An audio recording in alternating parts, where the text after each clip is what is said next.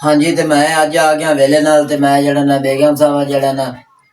ते बच्चे जड़े ने ये रिहाड़ करन लग गए उन्हें आखे अज असी जड़ा ना पकौड़े जड़ा ना अबू बनाइए क्योंकि रोदे भी अवतार करने ते टाइम होने वाला रोदे का भी ते जड़ा ना बेगम साहब जड़ा ना आखे जी मैनू पकौड़े बनाने नहीं आते ते मैं चलो हुण मैं आ गया ते जड़ा ना मैं चलो जड़ा ना तेनू पकौड़े बना के विखाई ना ते नाले जड़ा ना मेरे वेख के जड़ा ना तेन फिर वल भी आ जाएगा ते सारे दोस्त जिन्हें जरूर वीडियो वाच की करो तो मुकम्मल वेखना है जिन्हें मैं अज पकौड़े जड़ा ना किस तरह बनी ना ते ये लजीज बनते ने कि नहीं बनते किस तरीके बनते ने मुकम्मल वीडियो वाच करनी है ते दाने वगैरह तो पालक मैं कट्टन लगा जड़े कुछ कट छी ते आलू जड़े ने बरीक बरीक कट्टन लगी बेगम साहबा ते ये जड़े ने बरीक हो जाते हैं ते पालक धो के लियांदी कुछ मैं थोड़ी जी कट ली कुछ रही ये भी कट के ते बेसन लिया जी 100 रुपए का ते इंशाल्लाह जड़ा ना हुण अग उबालते हैं समान ओके करके ते अग बालांगे अग बाल के जो जड़े पकौड़े बनावांगे तो मुकम्मल देखना पकौड़े किस तरह बनते हैं ते केडे प्यारे बनते हैं जरूर बात करना है। हाँ जी तो जनाब जड़ा ना पालक भी मैं बरीक बरीक कट लईए ते मिर्चा भी बरीक बरीक कट छड़िए ने आलू भी बरीक बरीक कटी गए ने जनाब हुण मैं जो मसाला पावांगा ते तकरीबन आधा किलो वो जड़े घ्यो लिया ते ये आधा किलो घ्यो इंशाल्लाह जड़ा पूरा आ जासी ते जड़ा है ना बेसन ये अध पा तकरीबन जड़ा ना अध क पा है ठीक है ते हुण असीं ना बनाउण लगे हैं हुण इहदे विच जड़ा ना पासांगे सारे चीज़ां पा के मिक्स करके जनाब जड़ा बनावांगे पकौड़े ते पकौड़े अज तुसीं जड़ा ना देखना है भी किस तरह बनते हैं ते सही बनते हैं या नहीं सही बनते।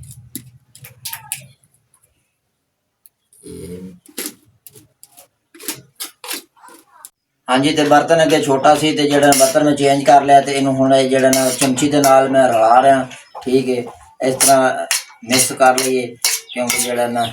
आलू ते जड़ा पालक जड़े मिक्स हो जाए मिर्चां वगैरह जड़ियां ने तो उस तो बाद जनाब तुसीं पाना इस तरह बेसन खिलार देना उत्ते चंगी तरह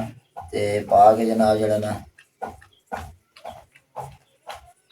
ते बेसन पाया गया ते इहदे विच मिर्च एक चम्मच जड़ा ना मिर्चां दी पा देनी सारियां मैं अगे सब जड़ियां मैं कट छड़ियां ने ते हुण जड़ियां ना 1.5 चमची जड़ी ना ये पीसी हुई मिर्चां जी दाड़ा मरच जी वो पा दी हुण इन्होंने जो मिक्स कर लवांगे चमची के नाल इस तरह जनाब मिक्स करना है सोहने तरीके नाल मिक्स करके नमक वगैरह भी पा देना इन्नी सारी हल्दी पा देनी क्योंकि हल्दी नाल जड़ा ज़्यादा जड़ा ना जायका बन जाता है सोहने तरीके नाल हल्दी पा देनी हल्दी में फिर मिक्स करना है अच्छे तरीके नाल मिक्स करके नमक भी पा लेना है जनाब 1 चम्मच जड़ा नमक का पा लेना है तो फिर जड़ा ना पानी वगैरह पा के ना तो फिर चेक कर रहा है जो नमक थोड़ा घट हो गया तो फिर होर दोबारा पा लेना। हाँ जी तो हुण जड़ा ना ये माड़ा जिहा ला लेना पानी ज़्यादा पानी नहीं लाना बिल्कुल नॉर्मल जिहा पानी लाना है क्योंकि जड़ा ना एक दूसरे नाल जज़ब हो जाए बस ठीक है ज़्यादा पानी नहीं लाना भी जड़ा ना ज़्यादा जड़ा फिर ढिले ढिले हो जाएंगे तो फिर काम खराब है तो इस तरह माड़ा माड़ा पानी लाना है जितने दे नाल जज़ब हो जाए तो चमचे के नाल जड़ा खिला रहे हैं चमचे के नाल। हाँ जी तो मसाला जनाब इस तरह तुसीं बनाना है इस तरह ज़्यादा पानी नहीं पाना ठीक है तो हुण अग बाल दी हुण मैं रखने लगे कढ़ाई उत्ते घ्यो वगैरह में पा दिता है हुण ये गर्म होएगा तो फिर जनाब जड़ा ना स्टार्ट करते हैं पकौड़े बनाने तैयार करते हैं। हाँ जी तो जड़ा ना घ्यो हो गया गर्म तो खाने नाल बिस्मिल्लाह रहमान रहीम हम शुरू करते हैं।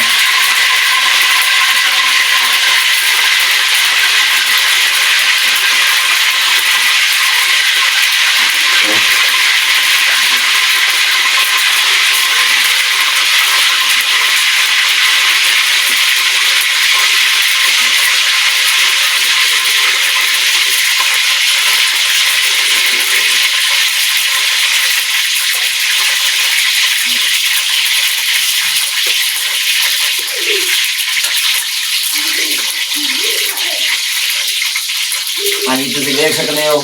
ਜਿਹੜਾ ਨਾ ਹੁਣ ਸੇਕਾ ਲੱਗੇਗਾ ਤੇ ਜਿਹੜਾ ਨਾ ਜਿਵੇਂ ਜਿਵੇਂ ਜਿਹੜਾ ਨਾ ਪੱਕਣਗੇ ਉਵੇਂ ਜਿਹੜਾ ਨਾ ਇਹਨਾਂ ਨੂੰ ਬਦਲੀ ਰੱਖਾਂਗੇ। ਤੇ ਹਾਂਜੀ ਤੇ ਅਸੀਂ ਪਹਿਲਾ ਪੂਰ ਕੱਢਣ ਲੱਗੇ ਹਾਂ, ਤੁਸੀਂ ਵੇਖ ਸਕਦੇ ਹੋ, ਵਿਜ਼ਿਟ ਕਰ ਸਕਦੇ ਹੋ। ਇਤਨੇ ਪਿਆਰੇ ਜਿਹੜਾ ਨਾ ਪਕੌੜੇ ਬਣ ਚੁੱਕੇ ਨੇ, ਤਿਆਰ ਹੋ ਚੁੱਕੇ ਨੇ ਤੇ ਬੱਚੇ ਜਿਹੜੇ ਬੜੇ ਖੁਸ਼ ਹੋ ਰਹੇ ਨੇ ਤੇ ਕਿਉਂਕਿ ਬੱਚਿਆਂ ਦੀ ਜਿਹੜੇ ख्वाहिश ਜਿਹੜੀ ਦਿਲ ਦੀ ਉਹ ਪੂਰੀ ਹੋ ਗਈ। ਬੱਚਿਆਂ ਨੇ ਆਖਿਆ ਅਸੀਂ ਪਕੌੜੇ ਖਾਣੇ ਨੇ ਤੇ ਘਰ ਬਣਾ ਕੇ ਖਾਣੇ ਨੇ ਤੇ ਮੈਂ ਕਿਹਾ ਚਲੋ ਦੋਸਤਾਂ ਨੂੰ ਵੀ ਵਿਜ਼ਿਟ ਕਰਾਉਂਦੇ ਹਾਂ ਤੇ ਨਾਲ ਤੁਹਾਨੂੰ ਵੀ ਜਿਹੜਾ ਨਾ ਪਕੌੜੇ ਬਣਾ ਕੇ ਆਏ ਹੋਏ ਨੇ। ਹਾਂਜੀ ਤੇ ਅਸੀਂ ਪਕੌੜੇ ਬਣਾ ਲਏ ਨੇ ਜਨਾਬ, ਤੁਸੀਂ ਵੇਖ ਸਕਦੇ ਹੋ ਜਿਹੜਾ ਨਾ ਬਹੁਤ ਪਿਆਰੇ ਪਕੌੜੇ ਬਣ ਗਏ ਨੇ ਤੇ ਮੈਂ ਚੈੱਕ ਵੀ ਕੀਤਾ ਤੇ ਬਹੁਤ VIP ਪੱਕ ਗਏ ਨੇ ਜਨਾਬ ਪਕੌੜੇ। ਬੱਚੇ ਬੜੇ ਖੁਸ਼ ਹੋ ਰਹੇ ਨੇ ਤੇ ਹੁਣ ਪਕਣਗੀਆਂ ਰੋਟੀਆਂ ਤੇ ਰੋਟੀਆਂ ਦੇ ਨਾਲ ਖਾਵਣਗੇ ਪਕੌੜੇ। ਤੇ ਸ਼ਾਮ ਹੁਣ ਹੋ ਗਈ ਹੈ ਤੇ ਉਮੀਦ ਕਰਦੇ ਹਾਂ ਤੁਹਾਨੂੰ ਸਾਰੇ ਦੋਸਤਾਂ ਨੂੰ, ਵੀਵਰਸ ਨੂੰ, ਭੈਣਾਂ ਭਾਈਆਂ ਨੂੰ ਸਾਡੀ ਵੀਡੀਓ ਅੱਛੀ ਲੱਗੀ ਅਸੀਂ ਤੇ ਕਮੈਂਟ ਸ਼ੇਅਰ ਕਰਨਾ ਹੈ ਔਰ ਪਿਆਰੇ ਪਿਆਰੇ ਕਮੈਂਟ ਕਰਦੇ ਕਰੋ, ਅੱਗੇ ਜੇ ਸ਼ੇਅਰ ਵੀ ਕਰਦੇ ਕਰੋ, ਬੜੀ ਮਿਹਰਬਾਨੀ ਦੋਸਤਾਂ ਦੀ। ਤੇ ਇਨਸ਼ਾਅੱਲਾ ਕੱਲ ਮੁਲਾਕਾਤ ਹੋਵੇਗੀ ਅਗਲੇ ਵਲੋਗ ਤੇ। ਉਦੋਂ ਦੀ ਤੁਹਾਡੇ ਕੋਲ ਲੈਣੇ ਇਜਾਜ਼ਤ, ਅੱਲਾ ਨੇ के बाद।